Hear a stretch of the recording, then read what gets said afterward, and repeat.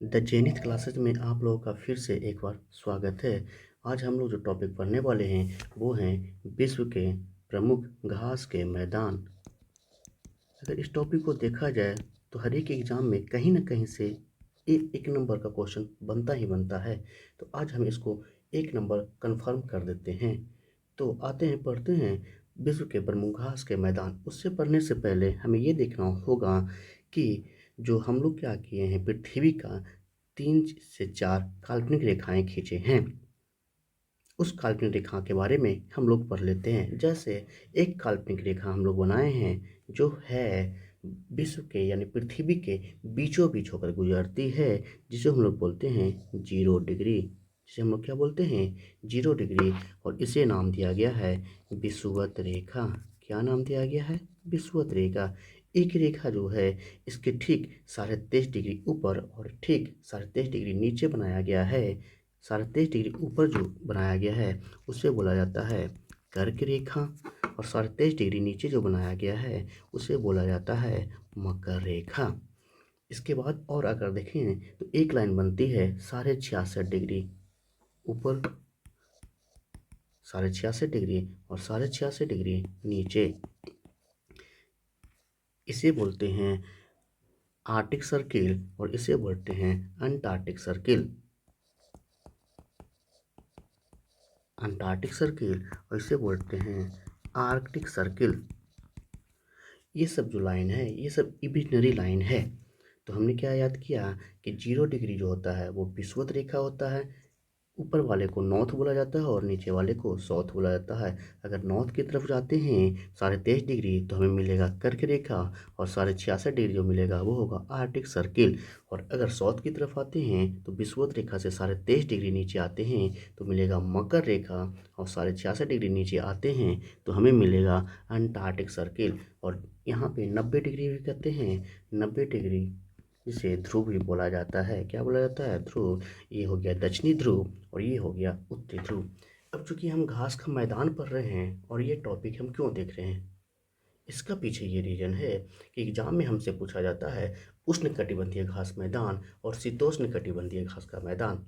तो हम इस टॉपिक का जरूरत इसलिए पड़ा क्योंकि अगर 23.5 डिग्री नॉर्थ और 23.5 डिग्री साउथ अगर हम ध्यान से देखें तो ये जो क्षेत्र होता है ये होता है उष्ण कटिबंधीय क्षेत्र। 23.5 डिग्री नॉर्थ और 23.5 डिग्री साउथ, यानी यहाँ इस रेंज और इस रेंज के बीच पड़ने वाले जो भी घास के मैदान होंगे उनका नाम होगा उष्ण कटिबंधीय घास मैदान।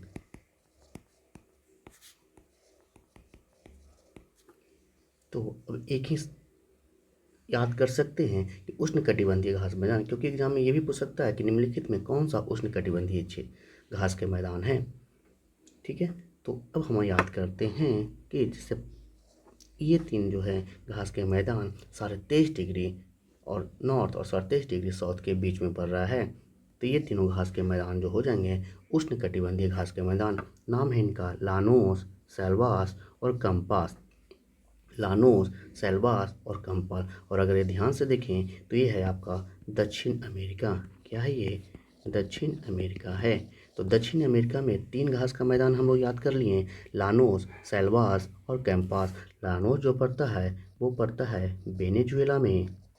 लानोस जो पड़ता है वो आपको पड़ता है वेनेजुएला में। सेल्वास और कंपास जो पड़ता है वो पड़ता है ब्राज़ील में।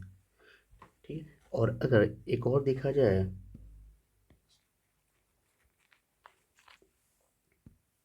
तो एक है सवाना। सवाना जो है एक तो अफ्रीका में पड़ता है और एक सवाना जो है ऑस्ट्रेलिया में पड़ता है। दोनों जो है उष्ण कटिबंधीय घास के मैदान है। तो सवाना अगर पूछा जाए तो हम कह सकते हैं मध्य अफ्रीका में पड़ता है, और एक सवाना जो है वो पड़ता है ऑस्ट्रेलिया में। तो 23.5 डिग्री नॉर्थ और 23.5 डिग्री साउथ यानी कर्क रेखा और मकर रेखा के बीच पड़ने वाले घास के मैदान कौन कौन होंगे, लानोस, सेल्वास, कैंपास, सवाना और ये भी सवाना।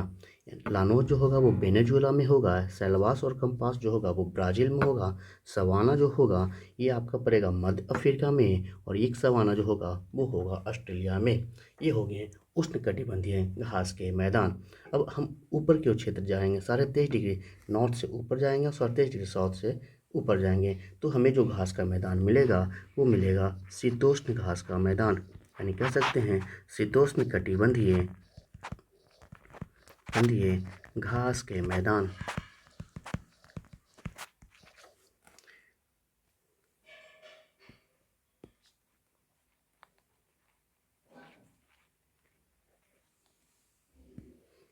इस रेंज में देखते हैं तो सबसे पहले सर मकर रेखा के नीचे देख लेते हैं तो दो घास के मैदान दिख रहे हैं, एक है पम्पास, एक हैं बेल्ट और एक है डॉन्स। तीन हैं, एक है पम्पास, एक है बेल्ट और एक है डॉन। डॉन से ऐसे याद रखें, डॉन मतलब नीचे ही होता है ना, डॉन मतलब नीचे, और सबसे नीचे जो होता है वो ऑस्ट्रेलिया है, तो हम याद कर सकते हैं डॉन है जो ऑस्ट्रेलिया में है। बेल्ट जो है ये आपका साउथ अफ्रीका में पड़ता है, बेल्ट जो है साउथ अफ्रीका में पड़ता है, और पम्पास वहीं दक्षिण अफ्रीका का ही आपका क्षेत्र है अर्जेंटीना। दक्षिण अफ्रीका का क्षेत्र ही है अर्जेंटीना।